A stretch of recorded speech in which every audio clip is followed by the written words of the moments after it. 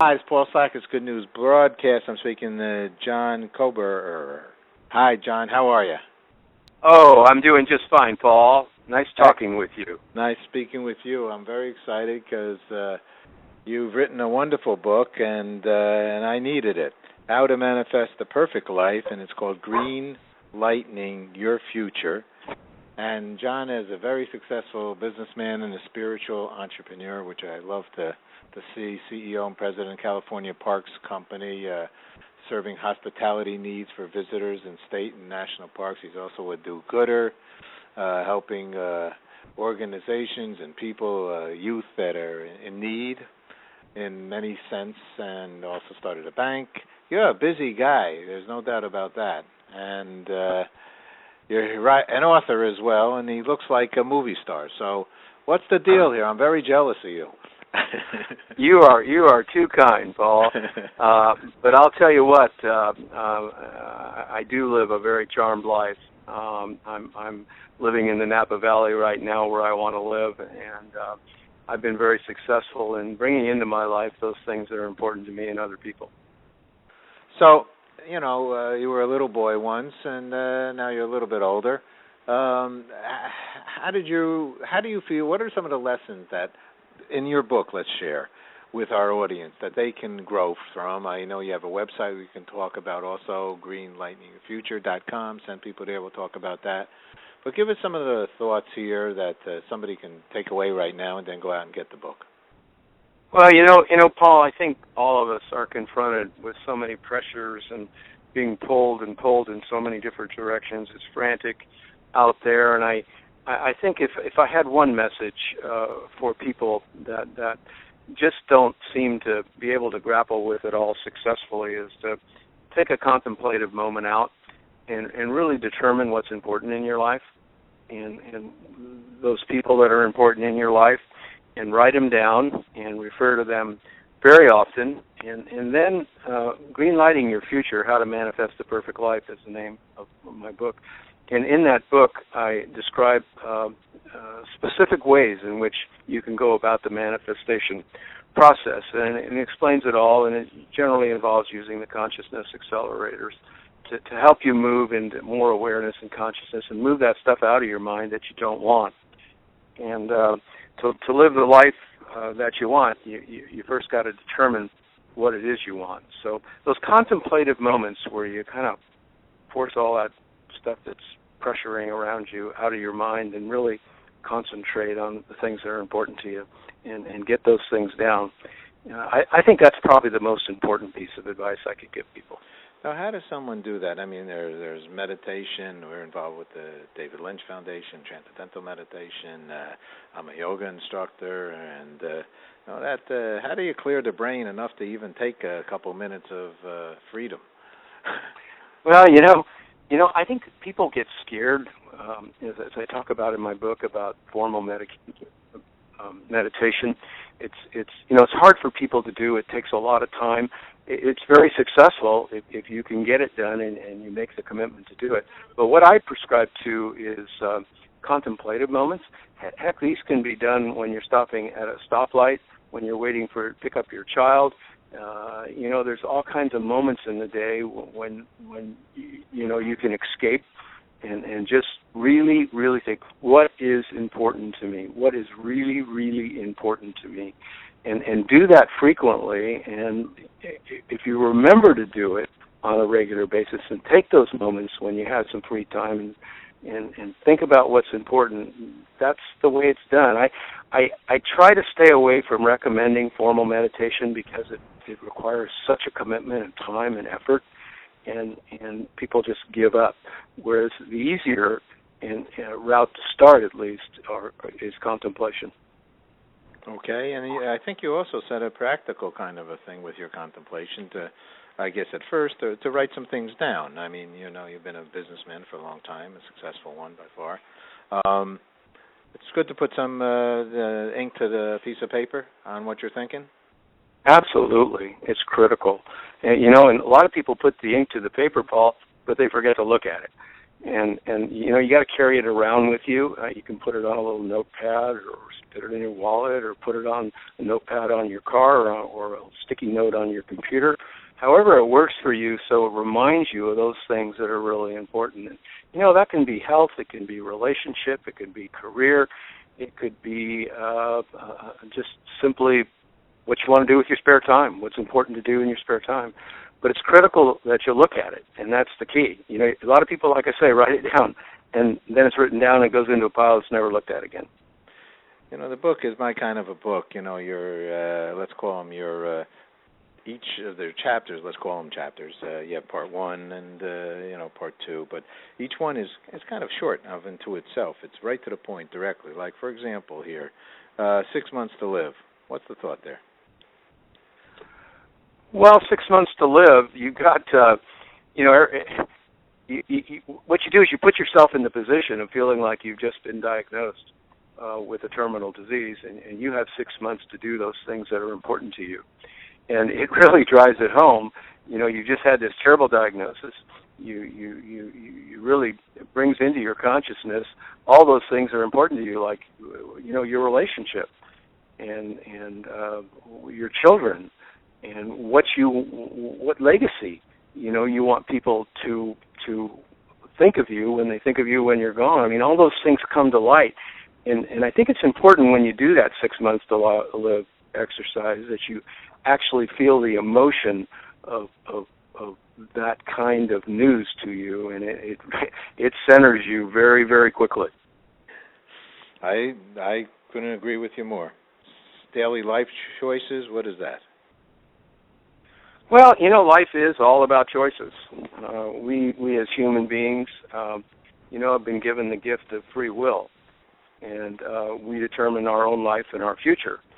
And, you know, you either make good choices or you make bad choices, and life's, for those people that do well and are successful and have a happy life and manifest into their lives the things that they want, these people that make the right choices.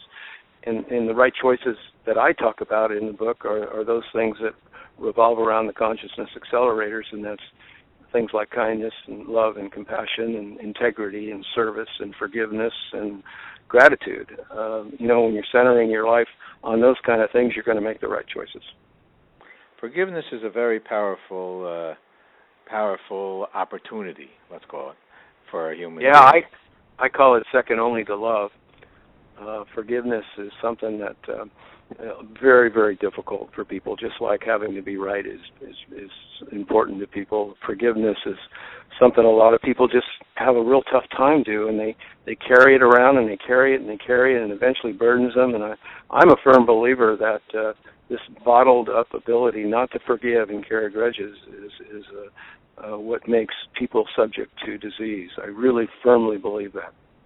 I agree with you too, and I did the brain series, and you know, when you have anger on PBS many years ago, when you have anger, you're putting adrenaline, you know, right from your brain into your heart and soul, and not a good news story. So you know, you got it. You got it exactly right. You got to get it out of you. You have to, you know, if you don't got it, but you are wise to get it out of you, because. And it's so, you know, healing, you know, let the butterflies fly. And, you know, there's also some people that aren't willing to, even though you ask for forgiveness, to give it to you too, right? I mean, that's usually sometimes a difficult situation that occurs. You know, look, we're not perfect. We're human beings with foibles and so on and so forth. What do you do when somebody won't? You got to ask for it. What do you want to do? What do you do? How do you handle someone that's not accepting of your request to say I'm sorry?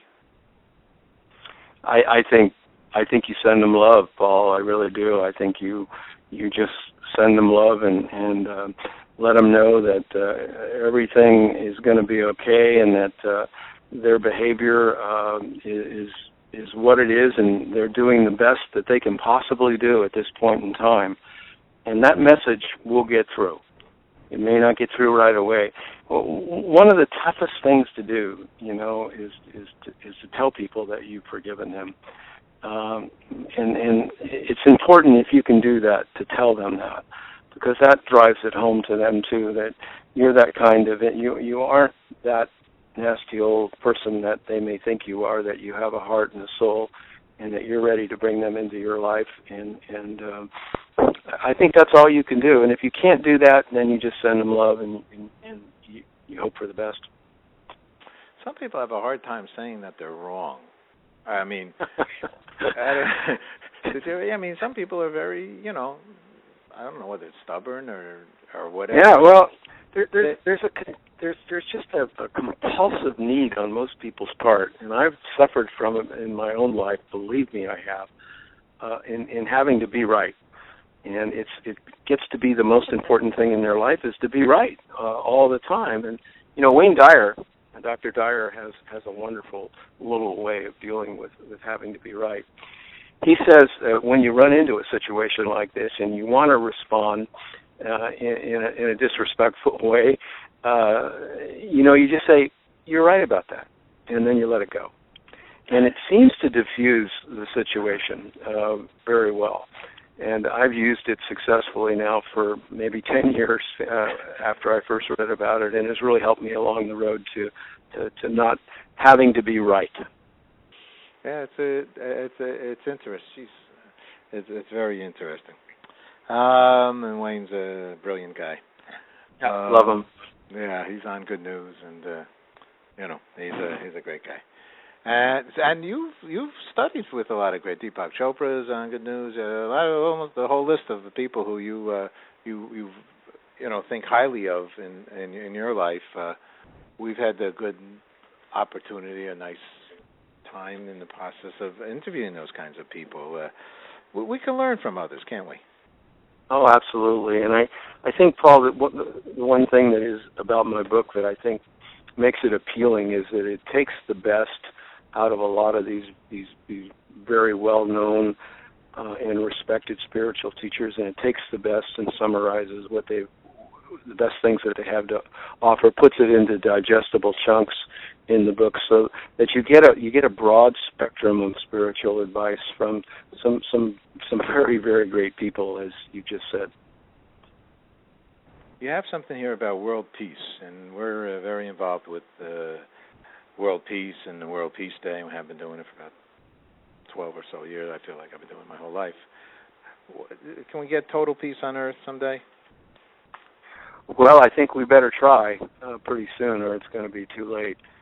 2.5 billion people watched the funeral of Princess Diana.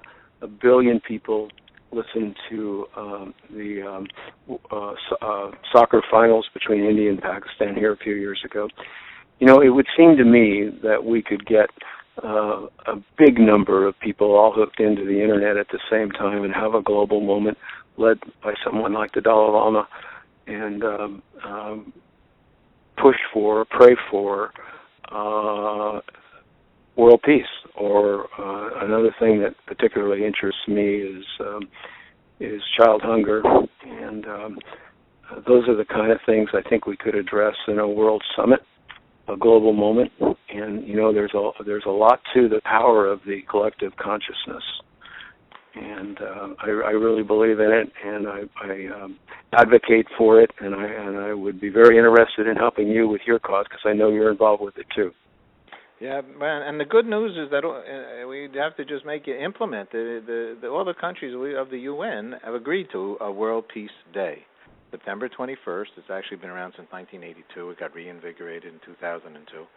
And we just need to at least try, at least on that day, to get the world on the same page of dropping the guns and no violence and just being kind and hugging each other and doing a practical act of peace.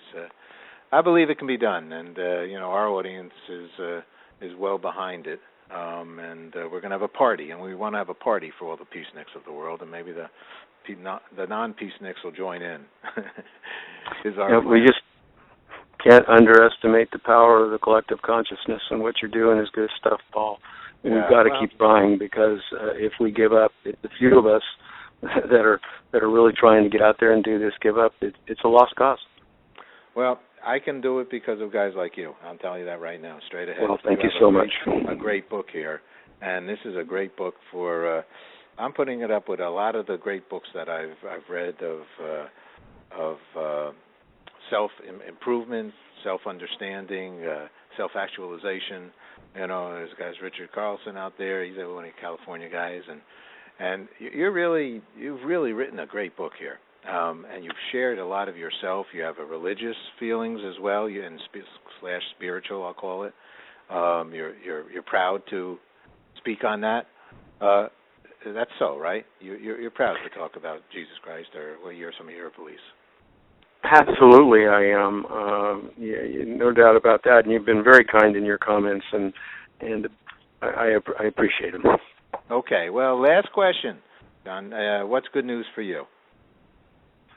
Oh, good news for me are my family and being able to be together and share good times together. I think that's probably, and my wonderful significant other is a joy in my life.